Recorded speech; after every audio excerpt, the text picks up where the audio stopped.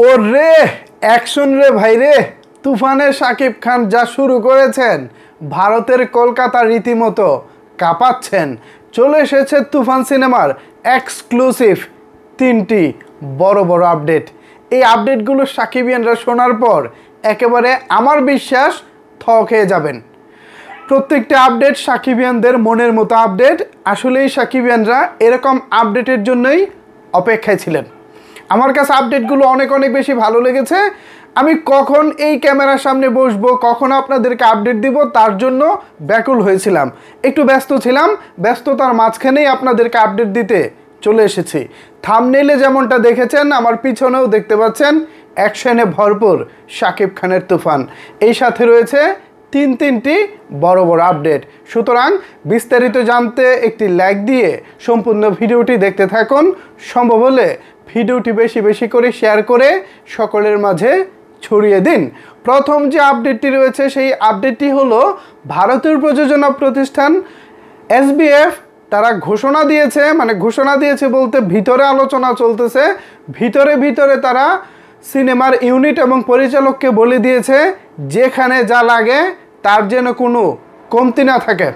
আপাতত তুফানের জন্য SBF আনলিমিটেড বাজেট দিয়ে দিয়েছে, অগণিত বাজেট, যেখানে যা লাগে।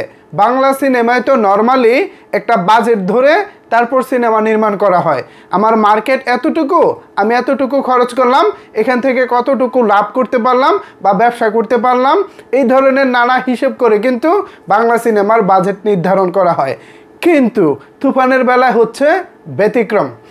তুফানে একেবারে আনলিমিটেড অগণিতিক বাজেট রাখা হয়েছে, মানে অগন্তি বাজেট। যা লাগবে, যেখানে যা লাগবে সেখানে তাই খরচ করা হবে। সাকিবিয়ানদের পক্ষ থেকে SBF এর কর্ণধার মহেন্দ্র সোনিকে জানাই অনেক ভালোবাসা এবং শুভেচ্ছা। আপনি আপনার মনের মতো করে ছবিটা নির্মাণ করুন, পরবর্তীতে দায়িত্বটা আমাদের। আমরা সিনেমা হলে আপনাকে বুক ভরা ভালোবাসা দেব, আমাদের কোনো সমস্যা নাই।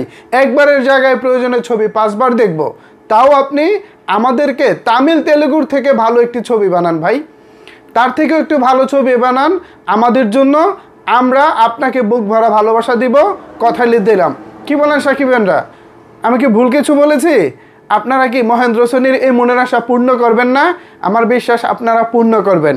এবার প্রথম আপডেট বলেছি, দ্বিতীয় যে আপডেটটি রয়েছে সেটা হলো, এখনও আপনারা জানেন যে প্রথম 2-3 দিন এই তুফান সিনেমার টাইটেল সঙ্গের শুটিং হয়েছে। এরপর থেকে গত 3-4 দিন ধরে চলছে অ্যাকশনের শুটিং। ভারতের কলকাতার কাশীপুরে চলছে মারপিটের শুটিং। বড় একটা সেট বানিয়ে বড় একটি গোডাউনে চলছে সেই লেভেলের ফাইটিং ভাই, কি বলবো। একটি পিকচার যখন আমাদের কাছে আসে, কোনো না কোনোভাবে লিক হয়, যখন আপনাদের জন্য তুলে ধরতে বসি, তখন নিজেরাই না অবাক হয়ে যাই আর ভাবি এটা কি হতে চলেছে। এমন একটি ধামাকা তুফানে হতে চলেছে সাকিবিয়ানরা। আমি অতীতে অনেক ভিডিওতে অনেক সিনেমা নিয়ে অনেক রকমের আশা ব্যক্ত করেছি, অনেক রকমের ওভার কনফিডেন্স নিয়ে কথা বলেছি, বলতে পারেন মাঝে মধ্যে একটু চাপাবাজিও করেছি। কিন্তু তুফান নিয়ে আমরা যতটুকু বলতেছি, স্পেশালি আমি এবং শিমুল ভাই, আমরা যতটুকু বলতেছি সেখানে আমরা কম বলতেছি। কেন কম বলতেছি?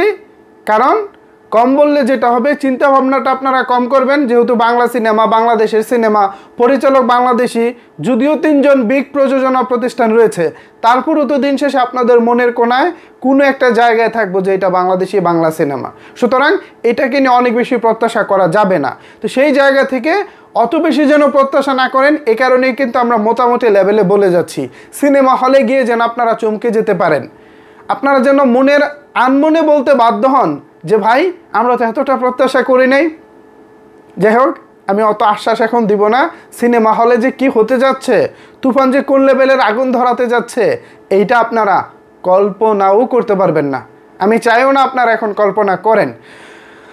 এই ছিল আপাতত দ্বিতীয় আপডেট।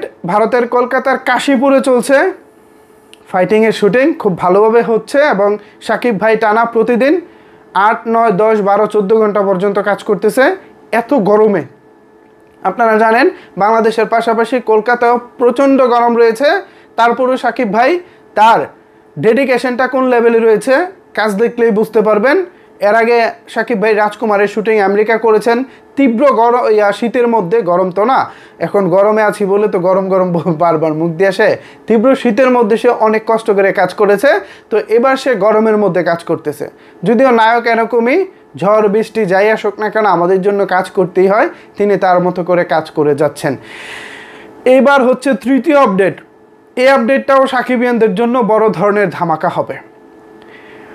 তুফান সিনেমার গানের শুটিংয়ের জন্য লোকেশন ঠিক করা হয়েছে প্যারিস। প্রথমবারের মতো শাকিব খানের কোনো সিনেমার গানের শুটিং হবে প্যারিস। ইউরোপের দেশ প্যারিস, প্যারিসের লোকেশন আপনারা জানেন, প্যারিস নিয়ে নতুন করে বলার কিছু নাই। দারুণ একটা দেশ, দারুণ একটা জায়গা, এবং সেখানেই হবে শাকিব খানের রাজকুমার সিনেমা।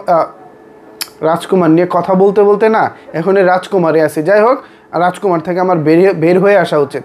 এত কথা বলেছি গত 4-5 মাস ধরে রাজকুমার রাজকুমার, এখন এই রাজকুমারেই ডুবে আছি, রাজকুমার কথাটাই মুখ দিয়ে চলে আসে। যাই হোক ভিউয়ার্স, ক্ষমা সুন্দর দৃষ্টিতে দেখবেন। তুফান সিনেমার গানের শুটিং প্যারিসে হবে, একটি রোমান্টিক গানের শুটিং। এই গানটি কে গেয়েছেন, কে লিখেছেন কিছুদিনের মধ্যে আপনাদের সামনে তুলে ধরবো। অবশ্যই বিশেষ একটি ধামাকা হতে চলেছে। বাংলাদেশ, পাকিস্তান, ভারত, এই 3 দেশ থেকে যে কোনো একজন রোমান্টিক গানটি গেয়েছেন। কে সেই সৌভাগ্যবান ব্যক্তি, কাকে শেষ পর্যন্ত তুফানের গানে রাখা হয়েছে, আমরা পরবর্তী একটি ভিডিওতে কথা বলবো। খবরগুলো আসতেছে, খালি আপনাদের জন্য তুফানের খবর একে একে আসতেছে। তুফান যেভাবে এগিয়ে যাচ্ছে, যে প্ল্যানিংয়ে হচ্ছে, যে বড় স্কেলে হচ্ছে, আমার মনে হয় না শাকিব ভাই তার লাইফে এত বড় স্কেলে আগে কাজ করেছে। রায়হান রাফি ভাই, আমার যতটুকু মনে পড়ে, তিনি তার প্রথম সিনেমা পোড়ামন 2 আউটডোরে মেহেরপুর শুটিং করেছিলেন। এরপর দহন সিনেমাও বেশ বড় একটা স্কেলে শুটিং করেছেন। এই 2 সিনেমার পর রায়হান রাফি ভাইকেও বড় স্কেলে খুব একটা কাজ করতে আমি দেখিনি। মোটামুটি তিনি ওটিটির জন্য কাজ করেছেন, ছোট পর্দার জন্য কাজ না রাফি ভাই করে নাই, ওটিটি প্ল্যাটফর্মের জন্যই করেছেন, যদিও সেগুলো ছোট পর্দায় দেখা হয়, তারপরও এই কাজগুলোই করেছেন। এই কাজগুলো পোড়ামন 2 এবং দহনের তুলনায় একটু অ্যারেঞ্জমেন্ট কম ছিল। বাট এবার তুফানে যেটা হচ্ছে একেবারে ভরপুর অ্যারেঞ্জমেন্ট। আপনার কি লাগবে ভাই বলেন? ক্যামেরা কয়টা লাগবে? 3টা, 4টা, 5টা, 10টা? কি লাগবে বলেন? অ্যাকশন ডিরেক্টর বাংলাদেশের বা ভারতের কার কোনটা লাগবে? তামিল, তেলেগু, বলিউড কোন জায়গা থেকে লাগবে ভাই? যেখান থেকে মনে হয় আপনি সেখান থেকে নেন, বাট আমাকে একটি ভালো সিনেমা দেন। গল্প লিখেছেন আয়নাবাজি খ্যাত একজন রাইটার, তাকে নিয়ে ভাবছিলাম একটা কথা বলবো, ভুলেই যাই। এত কন্টেন্টের ভিড়ে কোন কন্টেন্ট নিয়ে কখন কথা বলবো ভুলেই যাই। তবে আয়নাবাজি যিনি লিখেছেন সেই স্ক্রিপ্ট রাইটার, কাহিনীকার, এবার লিখেছেন আমাদের তুফান সিনেমা। আশা করি তার লেখা, আমরা আয়নাবাজি দেখেছি, দারুণ লেগেছে, এবার তুফানও আশা করি আমাদের দারুণ লাগবে। সো এই ছিল ভিউয়ার্স আমার কাছে আপাতত তুফান সিনেমার এক্সক্লুসিভ 3-3টে আপডেট। এই আপডেটগুলো পেয়ে আপনাদের কাছে কেমন লেগেছে চাইলে কিন্তু অবশ্যই সেটি নিচের কমেন্ট বক্সে জানাতে পারেন। ধন্যবাদ সবাইকে সম্পূর্ণ ভিডিওটি দেখার জন্য।